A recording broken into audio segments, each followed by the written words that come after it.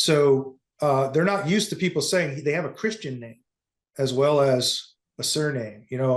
I don't back down on my Christianity, and I don't make airs about it. But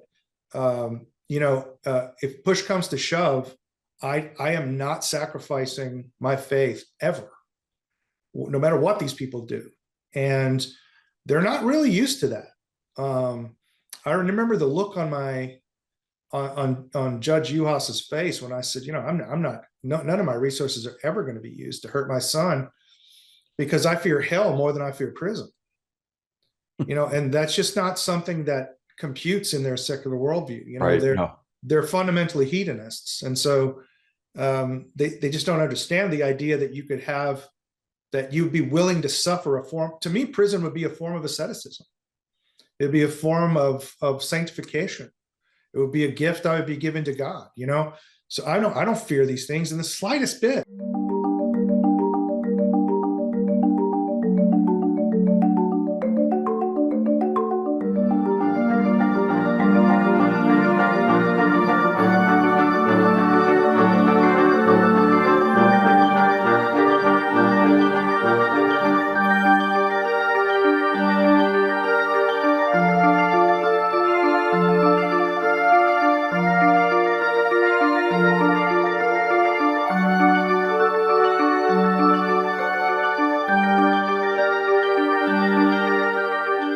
Hey folks, welcome to Uncommon Sense in Current Times. I'm here today with Jeff Younger. Many of you may already know his story, and I don't want to actually talk about it on the front end because I want Jeff to tell us the story. But Jeff's been battling a situation that I think is a problem that can really grow and become bigger in our country, which is dealing a lot with the gender confusion and gender transitions of children and the parental rights aspect of it. And Jeff, fighting for his own family, has been on the front lines in this battle. And so, Jeff, I thank you for coming on the show. I hate you're having to go through this so that you could be on this show, but I welcome you here anyway. Well, thank you. I'm glad to be here. So for those that don't know your story, can you give me kind of like a brief kind of synopsis on how you got here, kind of what's happened with it from here? Sure. Starting about 2.5, my ex-wife began to try to transition my son to a girl. She filed for divorce when I put my foot down about it, and she forced me out of my house. I moved a mile up the road from my kids. About 6 months later, my son is telling me that he thinks he's a girl. And I took the first iPhone video I'd ever taken. It's just called Mommy Says I'm a Girl. You can go out to YouTube and search that. And that video went viral, but it was just my son saying, yeah, Mom puts me in dresses and tells me I'm a girl. And he believed it. And how old did you say he was?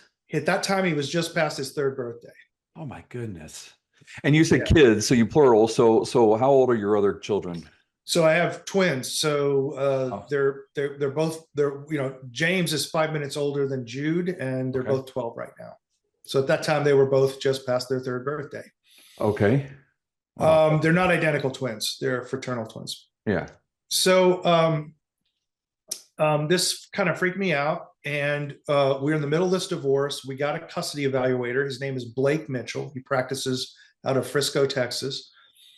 Blake Mitchell charged me $62,000 to do a custody evaluation on my family to determine what the custody arrangement should be. And he asked me, what is your number one issue? And I said, my number one issue is she's tampering with my son's gender identity. And I showed him that video that you can get on YouTube. He lied to the court. Blake Mitchell lied to the court and told them that she was not trying to transition my son to a girl, and that, in fact, I had made a false accusation against her with regard to that. And therefore, he recommended I get less than standard possession time with my children. And I did get less than standard possession time. My ex-wife then became emboldened by the fact that the institutions were already lying for her.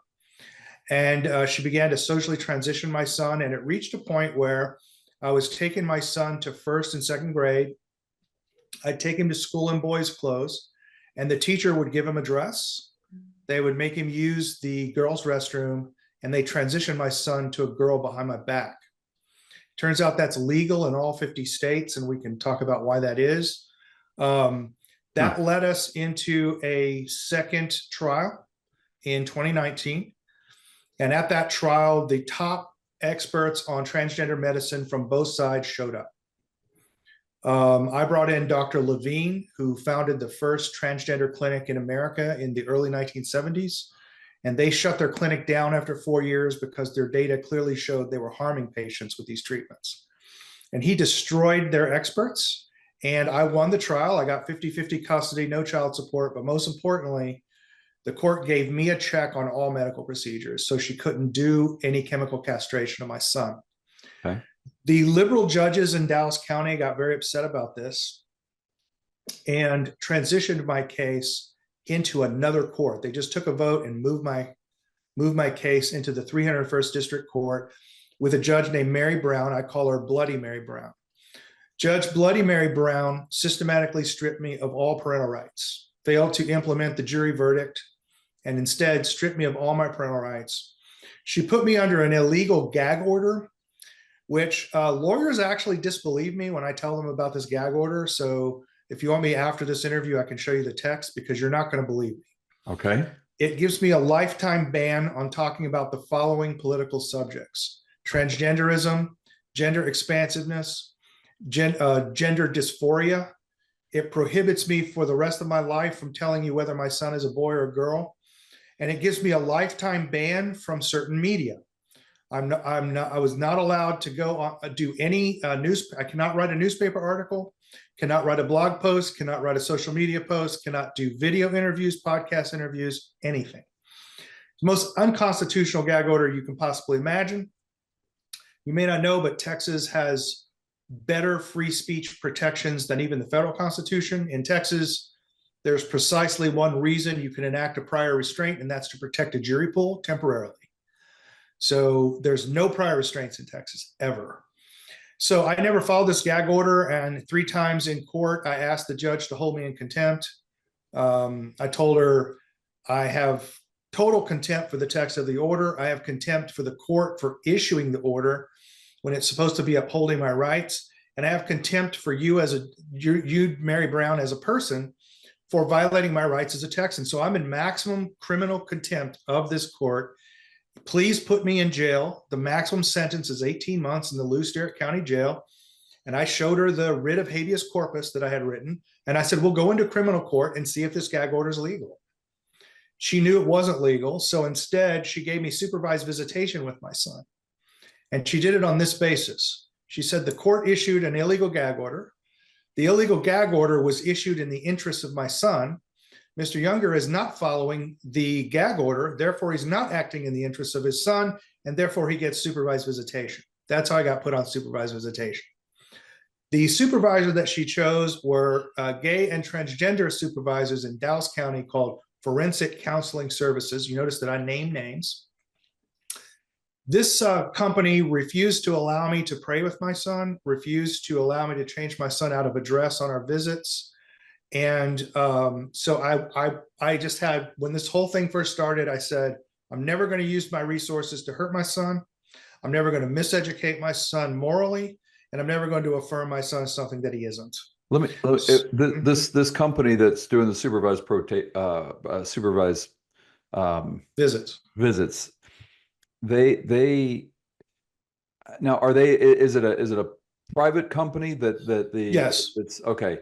So, but they're required, obviously, but they are only operated under either if there's an agreement with it or through a court order, I'm assuming. Yeah, it was a court order that was issued. Yeah. Yes. So in this particular situation, but there's no way that you can appeal, like who sees it or anything of that nature. So I filed a motion to change the counseling service, and the judge denied it, denied my motion. She wanted me to go to that counseling, and I know why. Yeah. My son is very embarrassed to be in a dress in front of me, as any red-blooded Texan boy would be. They do not, Texas boys do not want to be in dresses in front of their fathers. They would report that embarrassment as fear, and that would give them the basis to do a domestic violence restraining order. And that was what they were aiming for. So eventually, I'm not doing these visits. So, and then my ex-wife stops giving me electronic communication. So I can't FaceTime my boys. I had daily FaceTime visits with my boys. That's in the 2019 court order.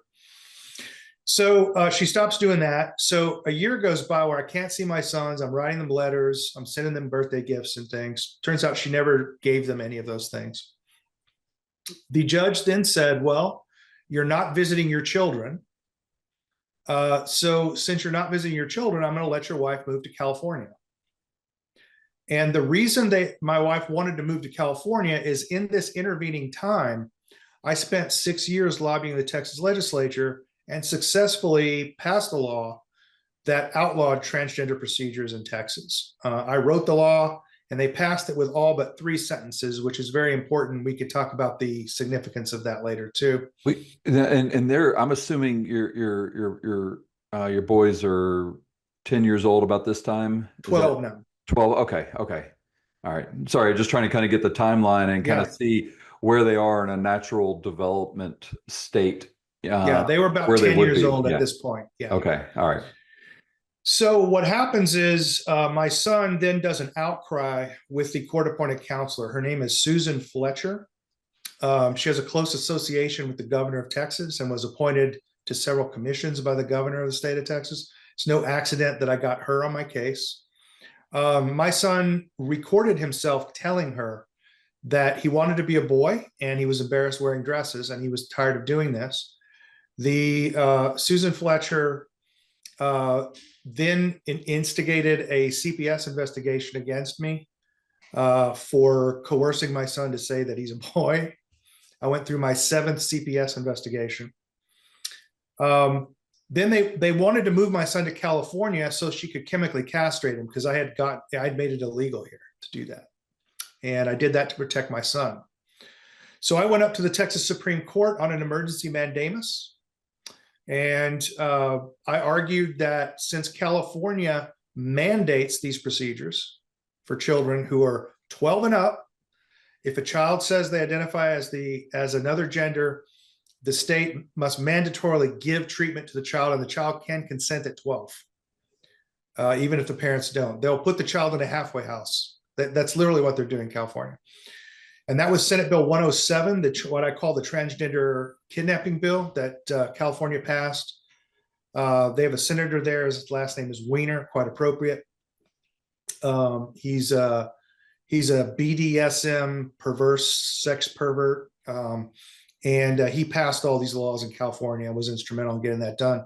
So I argued to the Texas Supreme Court that this would remove the protections of Texas law for my son, and that since this was a case of child abuse, these actions are actually child abuse, that she could not be allowed to move to California because it would essentially be allowing her to move to California to commit child abuse, which would be illegal in the Texas jurisdiction. During this period, I had also gotten it took me a lot of coercion, but I finally got a Texas legislator to request from Ken Paxton, our Attorney General, for a formal opinion on whether these medical procedures were already child abuse under Texas law. He issued the longest opinion in Texas history. It's 13 pages, and it lays out the fact that it is illegal. It's already child abuse. It was child abuse at the founding of Texas. It was child abuse under English common law before the founding of Texas. And since we trace our juridical tradition through Spain, it was also illegal in the Spanish tradition. And the reason is procreation is a fundamental liberty interest of all people, including children. Parents cannot act in such a way as to permanently remove a fundamental liberty interest from a child. That's the argument he made, and he said it's already illegal here. So I made that argument to the Texas Supreme Court. One justice, Justice Devine, voted to protect my son. All the other justices, particularly Justices Young and Justice Blacklock, who is now the Chief Justice Blacklock, I call him Blackhearted Blacklock, wrote an opinion in which they said my son was no more likely to be chemically castrated in California than in Texas, and they had no basis to intervene, and they allowed my son to move to California. Have you ever been stranded with a flat tire in the middle of nowhere? My first semester home from college, I was driving back to college, and that's what happened. I was halfway between two places, a couple miles from the exits, and I had to walk miles in the cold to get to a phone. That's why I would have loved at that point in time to have Air Moto, and that's why I bought it for my wife and kids, especially when they're traveling to remote places.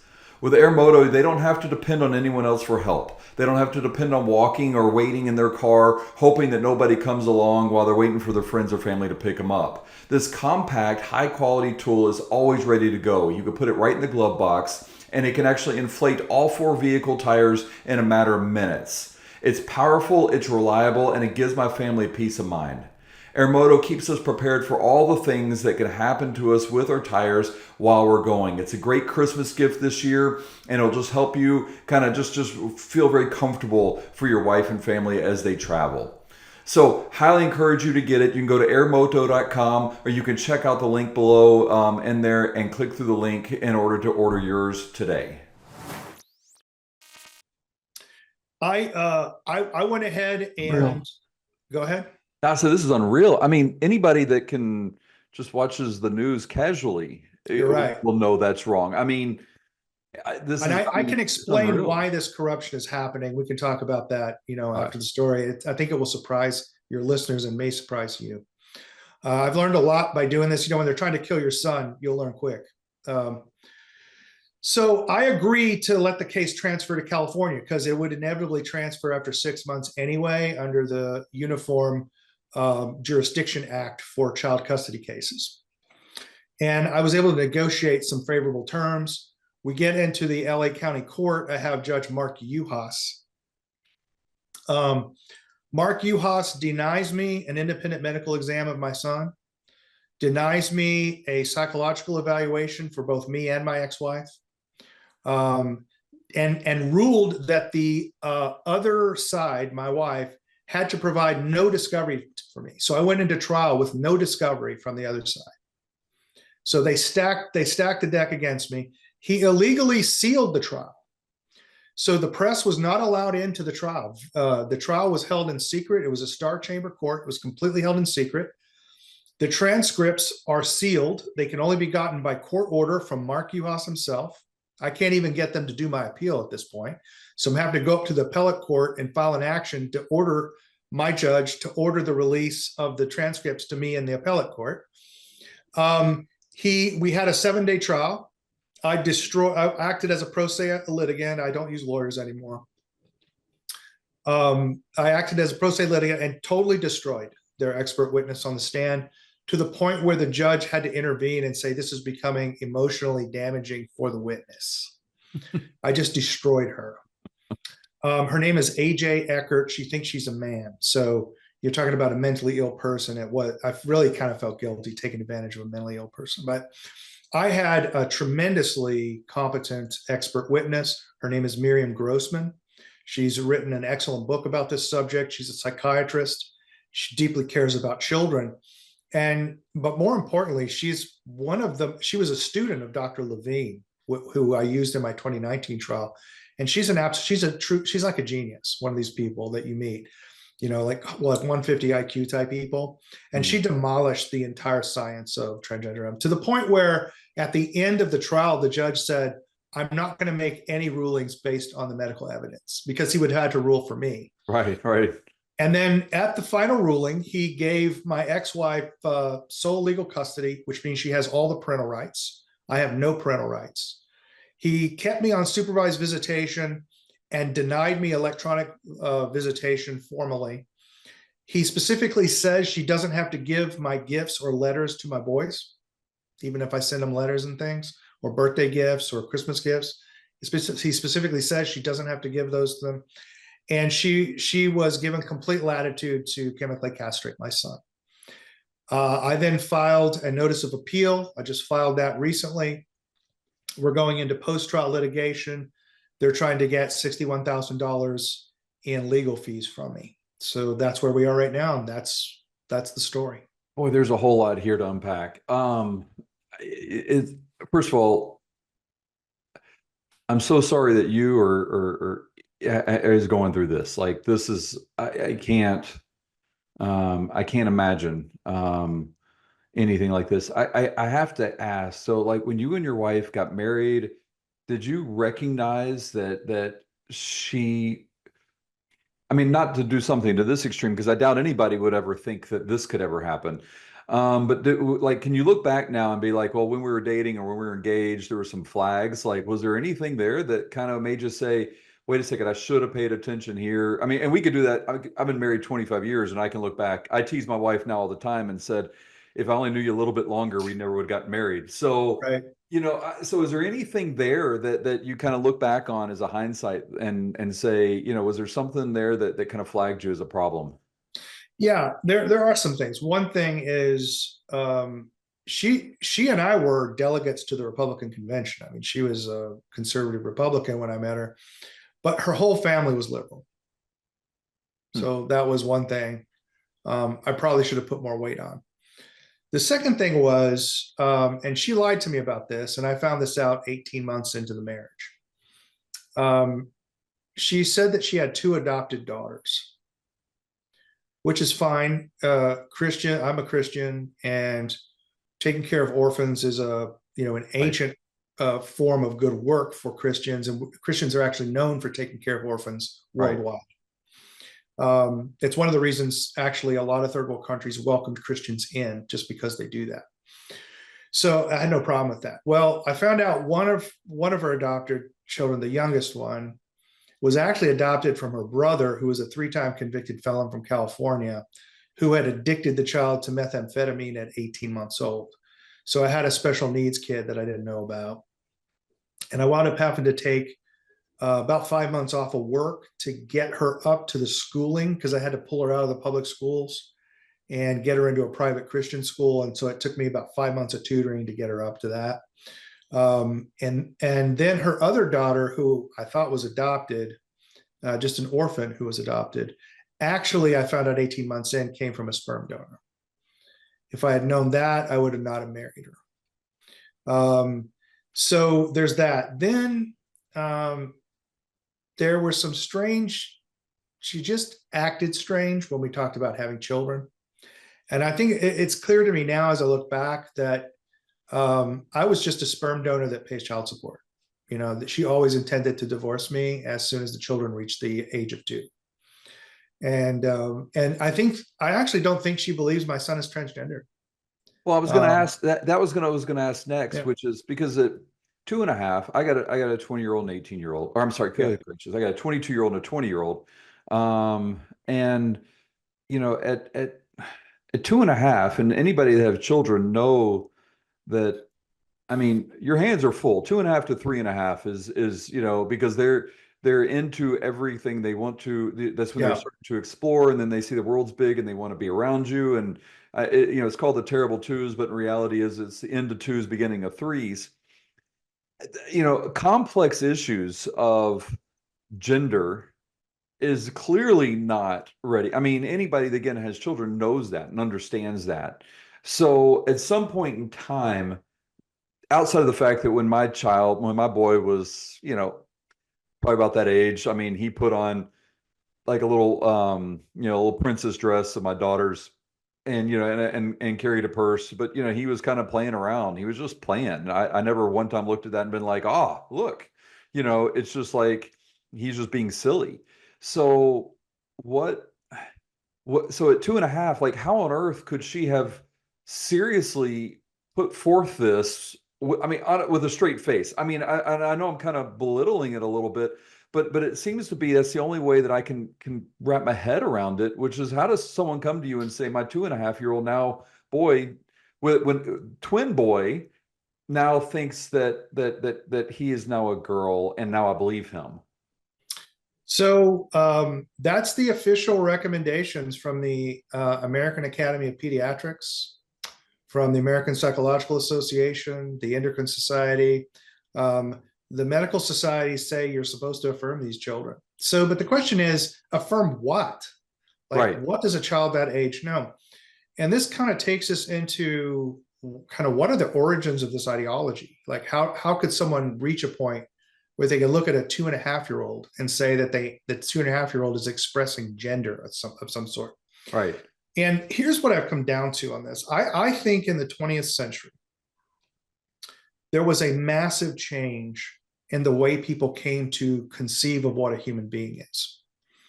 And let me illustrate this from a story with an NBC producer who tried to get an interview with me alone. I think he was recording me, actually secretly recording me to get a gotcha interview with me. I won't mention his name out of just respect for him. But he got me alone finally in a restaurant. We're sitting at this booth, and he makes sure it's a circular booth so he can sit right next to me. So I guess he can get better audio. And I was just laughing about that when I was meeting with him. And he said, "Jeff, you're a Christian, aren't you?" I said, "Yes, I'm an Orthodox Christian." And he said, and it was Saturday. He said, "Can I go to church with you tomorrow?" And I said, "Absolutely. We'll pick you up at the hotel. We're Orthodox, so we stand when we pray, and the whole service is prayer. So it's a nonstop prayer. So just be prepared. You're going to be standing up for an hour and a half. So wear comfortable shoes." And he said, "Well, you mean you want me to come to church with you tomorrow?" And I'm like, "Yeah." And he says, but I'm gay." And it was like a gotcha question. And I said, "Well, don't worry about that, because we're all sinners. And all you got to try to do when you come to the liturgy is the ecclesiastical day starts at sundown, not sun up, but sundown. Try not to be gay until sundown, until we leave the liturgy around 11:30. Just try not to sin. Don't be gay for that period of time." And I said, I'm going to be fasting from sex. I'm going to try not to fornicate.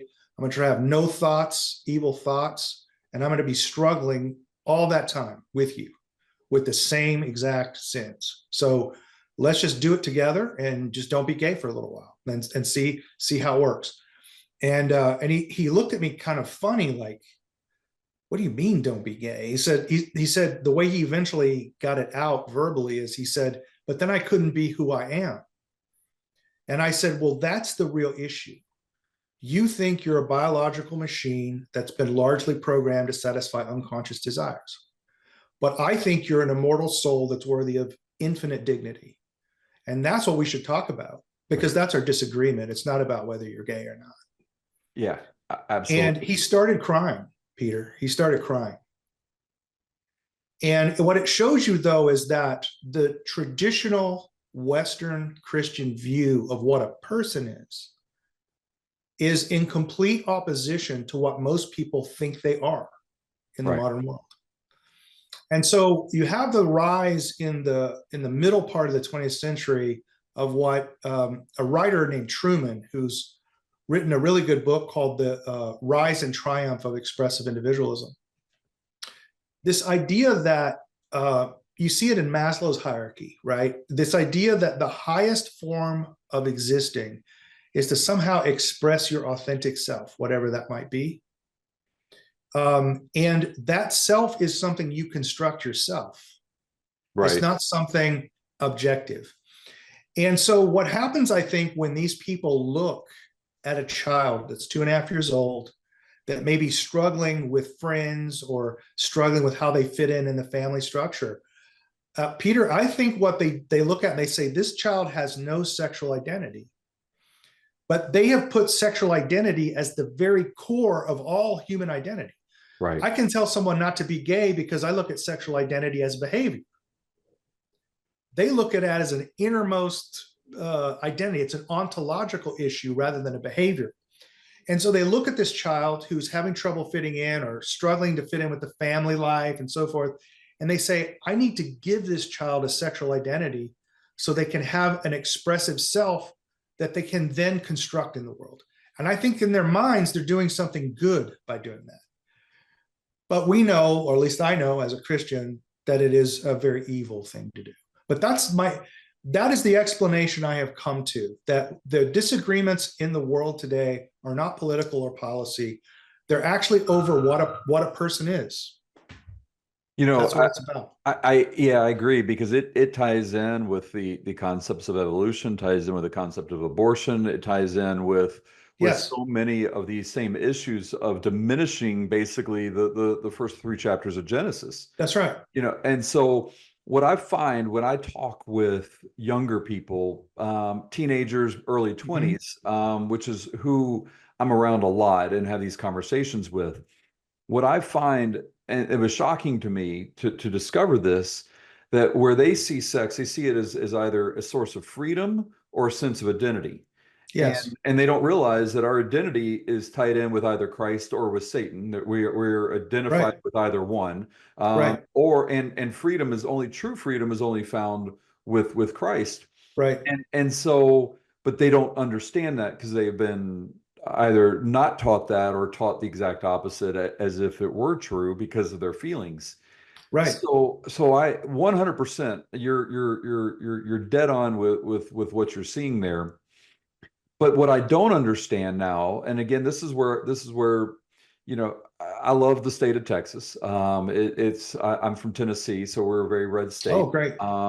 And I see Texas is similar on We it. have some great Texans at the Alamo from Tennessee. So Yeah, it hat tip to you. did. And there wouldn't be a Texas if it hadn't been for those Tennessee volunteers. Thank you. And we're not talking about the football team either. So, No, we're not. We're talking about the Alamo. but the Demas's family has been in the restaurant business for many generations. We have been serving people in the Middle Tennessee market for 34 years. Try our spaghetti kits, our pot roast, which we slow cook for 4 hours, or our world famous baked chicken and rice soup, which many locals have dubbed Greek penicillin for when you feel under the weather. We make our food fresh, and upon placing our order with us, we freeze the order and send it to your house. Demas's is more than a business. 5 generations of restaurant operators have taught us many things about food, but more importantly, we have recognized that we don't sell food. We sell the experience of bringing people and families together, which our country desperately needs. So go to demasfamilykitchen.com and share in this journey today. And for right now, use the code UNCOMMON to get 10% off of your order. That's demasfamilykitchen.com. But to have the part of it happen, like nothing that you're telling me about what happened in California to me is surprising. I mean, Yes. it's tragic, it's terrible, but it's Right. not surprising. It's California to me is akin to the Babylon of the You're ancient. right. Um, but the Dallas, Texas piece of it is where I'm surprised. And you alluded to talking about that a little bit. And so I kind of want to go into there because that is not my experience with the people I know there. It's not my experience with the politicians I'm familiar with there. Mhm. Um, so I'm really curious on this. Like how did this seem to get through Dallas or Texas of all places? Yeah, even the Supreme Court turned against my son, a Right. supposedly conservative Supreme Court. So here's what's fundamentally at stake. So imagine you're, let's say, a state representative in Texas.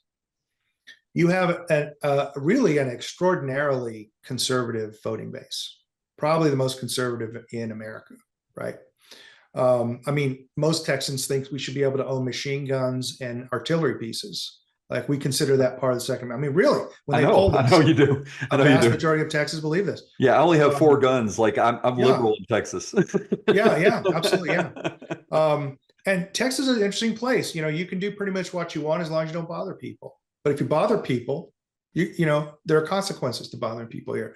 Just like we don't have any laws restricting speech here. But you're responsible for your speech, my friend, and you Right. can go to jail or you can get sued if you speak improperly. So, we give you the freedom, but you got responsibilities. That's how we look at it. So imagine you're this legislator in the Texas House.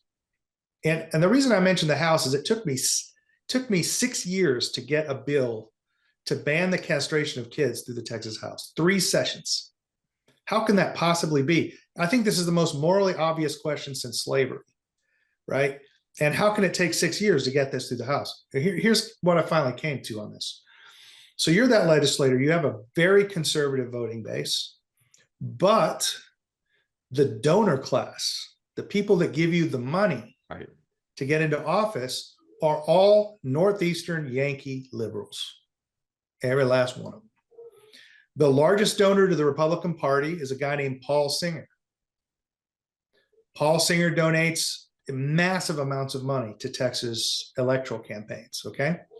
Okay. Paul Singer founded and funds the Human Rights Campaign, the yellow equal sign. Yeah. That's the largest and most powerful transgender lobby organization in the world, and it was founded by a Republican, not by a Democrat. The Adelson family funded drag queen shows and transgender story hours for kids. So you have this extraordinarily liberal donor class that's Northeastern liberals. In Texas, we just call them Yankees, and then we spit. And then you've got a super conservative electorate among the people in Texas. So how do you split the difference there? How do you make that work? Here's how they do it. I'll give you an example with my transgender bill and with the abortion bill that we passed here in Texas. So everybody says we outlaw these transgender procedures in Texas. Strictly speaking, that's true. I wrote the bill, but they stripped out 3 key sentences to leave a loophole. All right. Those 3 key sentences would have classified those procedures as felony child sexual abuse in Texas. In Texas, that can get you the death penalty. That means that you could not take your child outside of Texas to get these procedures done. That would constitute fleeing to a foreign jurisdiction to commit child abuse. So the instant you set foot back in Texas, we'll give you the needle and put you under the ground. So they took that out of there. And what they did is they came to the Texas electorate and said, I passed that bill outlining those transgender procedures. Can you not see how conservative I am? Then they went to their liberal donors and said, did you see that ingenious loophole that I left? Now you can give me $3 million so I can get elected again.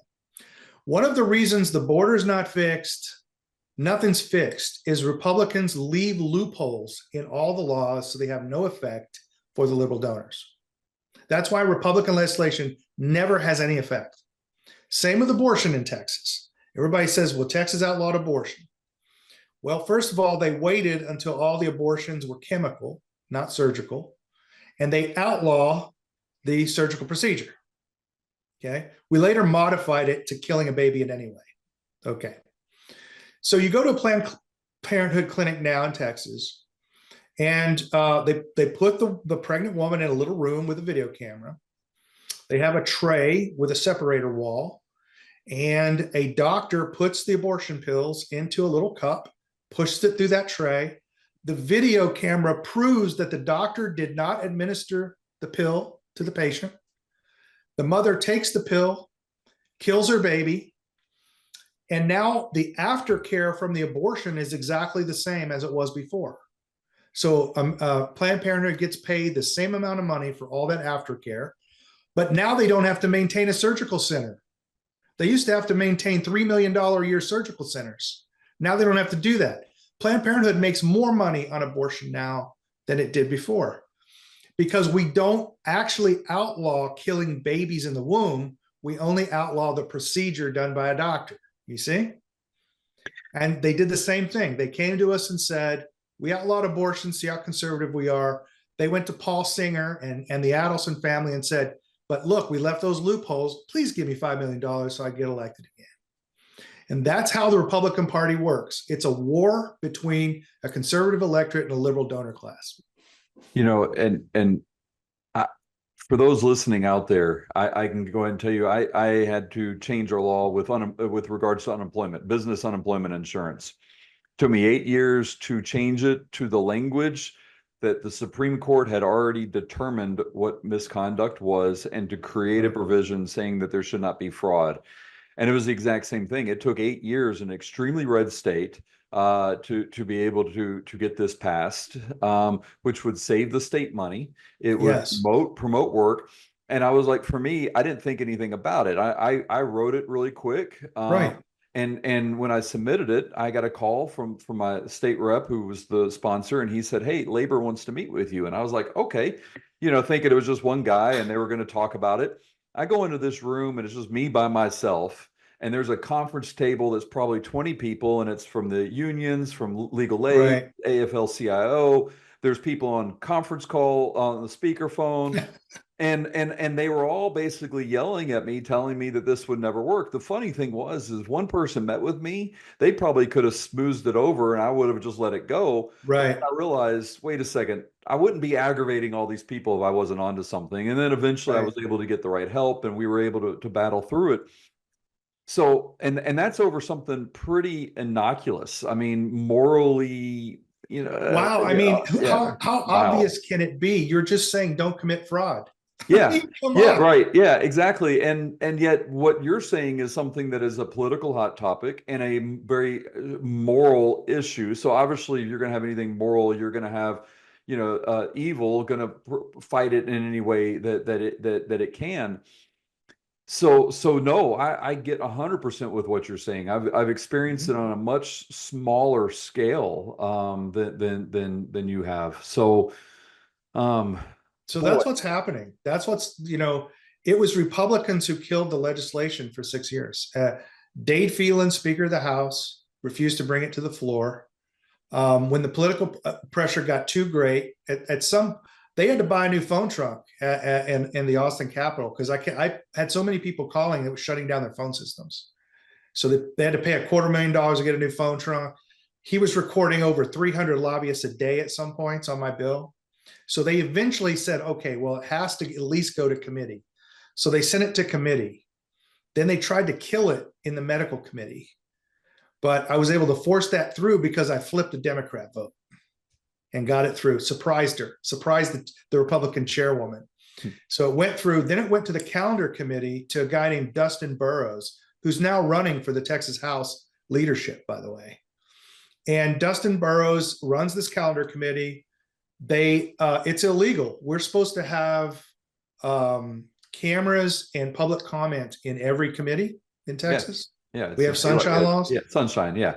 So this committee, they would turn off the mics on the Texas House and then whisper where it would meet after each session so that people couldn't see it.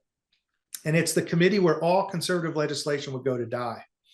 So I brought in directional microphones like you used to hear a coach talk on a football field. Yeah. Got the room number, and I'm the first person in Texas to ever put cameras inside of that committee. And you should have seen these people. They freaked out. Like Dustin Burrows he literally could hardly walk. He was shaking because he knew he was committing multiple felonies. And they killed my bill. And when that came out, the third session, they just had to pass it. And they did. But like these guys are being well paid by the liberal donor class to keep the borders open, to keep abortion legal, to keep letting parents trans their kids. And so we have a donor class, a Republican Party that's working against our social agenda, and they're very powerful. All right, so I'm gonna go back earlier in your story. You were talking about Blake Mitchell, the Yep. guy that lied on court, indicating that she had no Mhm. intention whatsoever of transitioning your son. Yes.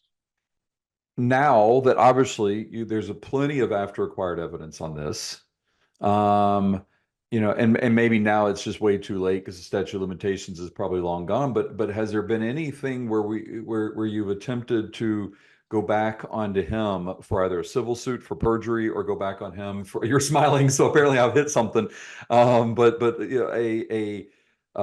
something of that nature. Is because for me, I mean, that's he would, yeah, It's straight up malpractice, right? yeah. Well, it's malpractice, but it's also just it's criminal It's criminal. to Yeah. It's lie. criminal I fraud. mean, yeah. Yeah. And again, after acquired evidence would indicate that he was either grossly incompetent or at best or intentional at worst. So has anything happened to him, or have you tried to do something with him? So here's how it works in family court. So whenever the court assigns a third party to do something for the court, it acquires the immunity of the court. Right. So I can't sue him. I can't prosecute him. I can't even bring him up in front of the psychology board. Even though it's criminal like an impeachment, because Yes. because judicial immunity, there are still some limitations of judicial immunity, provided Yes. that it's outside the scope of what they're supposed to be doing. Right. So, Yeah. They're granted immunity by statute in Texas, and it's one of the big problems in family court is that the system has been created so nobody in the system is accountable, and there's no oversight over family courts either. Let me give you an example. So you know what a temporary order is, but for right. your audience, think about a business dispute over, say it's a piece of equipment. A judge might issue temporary orders about where that equipment can be stored, how it can be used, and so forth, in order to preserve the status quo of this piece of equipment until you get to final trial. You don't want somebody to destroy this piece of equipment when it's the thing that's at a dispute in the trial. So the idea of temporary orders is to preserve the status quo for fairness at trial. In family court, though, temporary orders are not temporary. They lack a temporary character. If you issue a temporary order and it takes 3.5 years to get to trial in Texas, that's 3.5 years of a toddler's life. That has permanent effects. Right. So if a parent is removed on temporary orders, which everything that was done to me was done by temporary orders. If a parent is removed, it's permanent, right? Well, here's the thing. You cannot appeal temporary orders in family court. Interlocutory orders cannot be appealed in family court.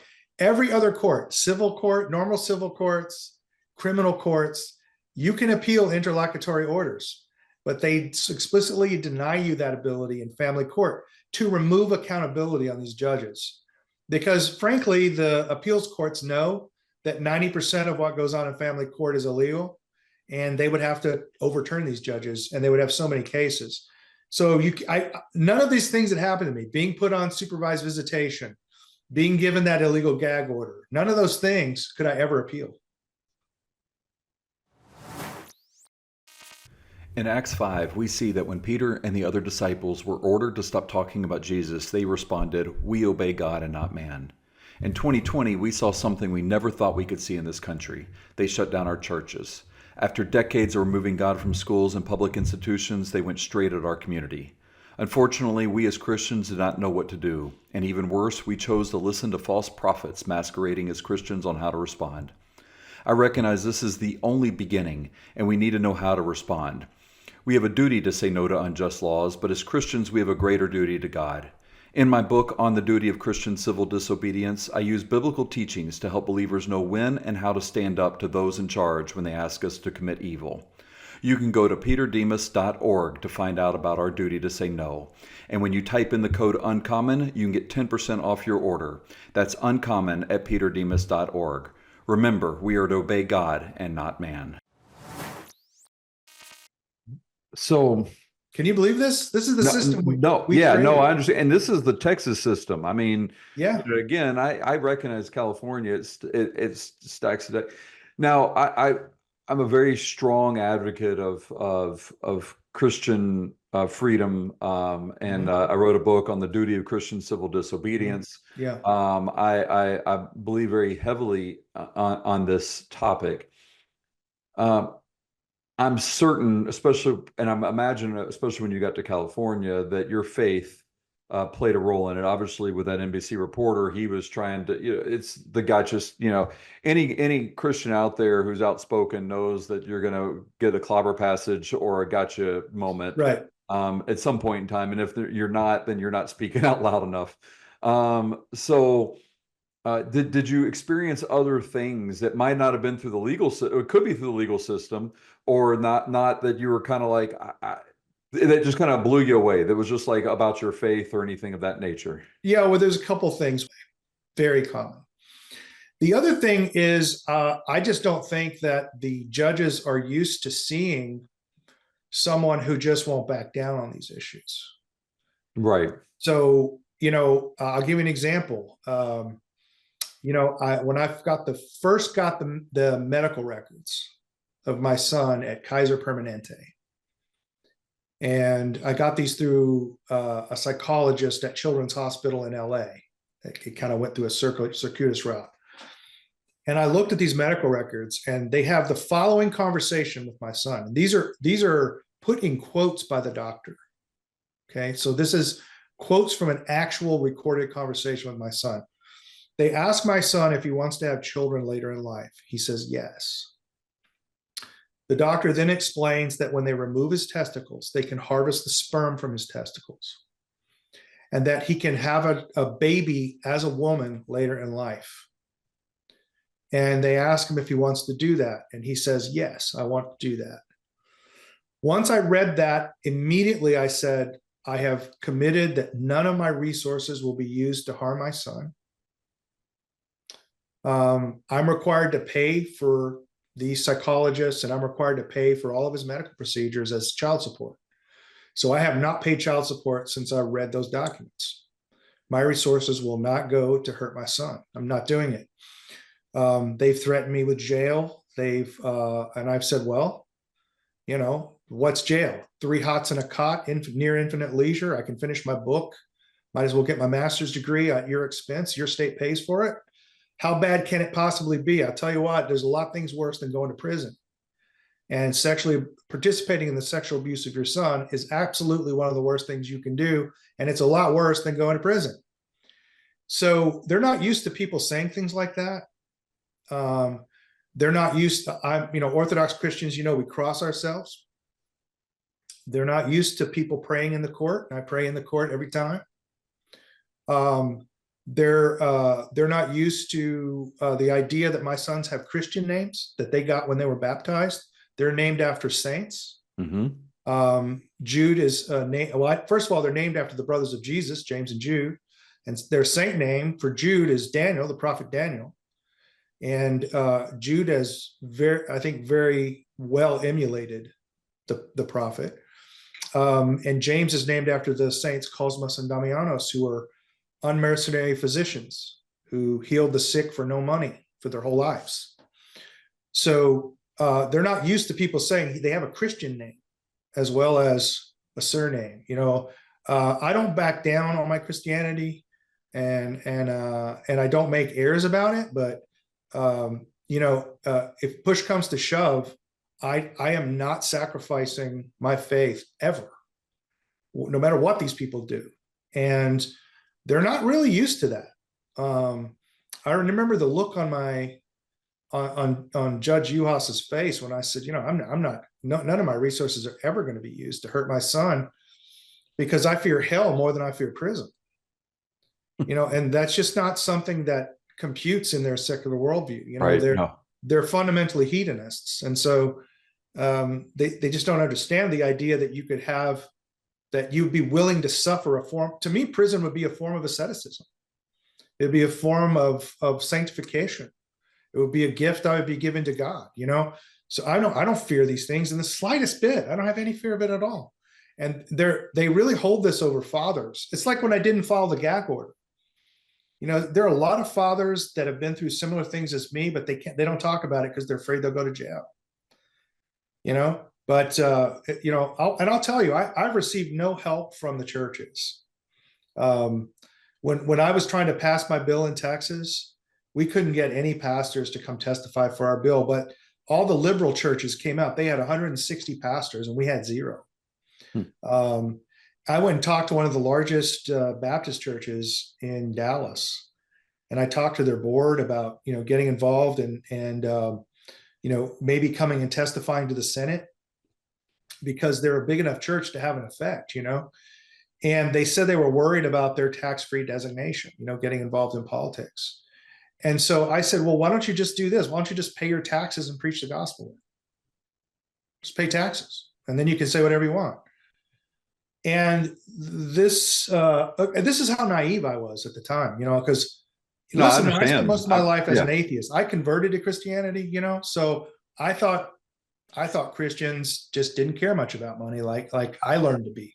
I converted late in life too. It was a while. Yeah. My pastor has to tell me a lot. When you say "can't you see," it means they can't. Right. Yeah, just pay your taxes, and then you can say whatever you want. It's just money. Yeah. Who cares? And they thought that was the craziest thing they'd ever heard. I mean, they openly laughed at me, and pretty much for the next 30 minutes just made fun of me until I left. So, it's interesting when you talk about Jude. Jude is only one chapter. It's not the smallest book of the Bible, but it's up there. And what I love about Jude, and when people talk about it, is when Jude says, I wanted to originally write you about the gospel because, but I see something even more important to talk about, and that's fighting false prophets. Right. I mean, he basically says, look, fighting for your faith, fighting against these people that that are fighting against Christianity, whether they're in, especially those in the church, is more important than Way more talking important. about the gospel. And I think that's just so fascinating, and it's often overlooked. I think because it's so short. I think we Yes. overlook those first few verses of Jude. Well, Jeff, again, I appreciate your fighting. I do. I think I hope that you're an encouragement to others. Besides prayer, which we will definitely do. What can our audience do for you? What can we do for you to uh, again, prayer is something that I think any Christian out there can and should do. So, what else is there that you're needing at this moment? Well, prayer has to be coupled with action, right? Acting in the world, and in some ways, acting against the world, right? So the most important thing your audience could do is to get active in your county and your school district, and make sure this is not happening to children in your county and in your school district. At the county level, you have the ability to influence people. If you can get 2,000 people on your side, you can get almost anything done at the county level. So few people vote in those elections. You make sure that children are safe in your local community. Don't let what happened to my son happen to anybody in your community, is what I'm saying. That's the most important thing. Pull together and make sure children are safe in your community. If you have $5 and you've got a spare $5, you can go to savejames.org, and that money goes to pay for legal expenses, any other expenses like travel expenses. I got to travel to California for these hearings for the appellate court. Don't kill yourself. Like $5 is enough. Like $5, $10. It's really more important that you protect children where you live. That's how you could really help my son. If you save one child, you save thousands, and focus on that. That's all I could ask for from people. Well, again, I thank you. I thank you for what you're doing. And again, as I said from the very beginning, I'm sorry that you're having to go through this. This is not only the emotional side of things with your son, and trying to do your duty as a father to protect him, but also just the battles and the fight that you're having to go through now, for such a period of time. So I appreciate it, and I pray, and I hope the best. As we're talking, verse John 16:33 just keeps coming to me, where Jesus says, "In this world you will have tribulation, but through me you may have peace. But do not fear, for I've overcome the world." And what those verbs, you will have tribulation, but you may have peace. And I'm just, I hope that helps you, and gives you comfort that all we have to, we can claim that peace, and we know that tribulation is going to come, whether we don't want to admit it or don't want to face it. So I thank you for facing it, and I pray for your peace through Jesus. Well, those are very kind words, Peter. I'm really just a dad trying to protect his son. There's nothing special about it. I do appreciate you having me on and let me talk to your audience. Well, again, thank you so much. I appreciate it.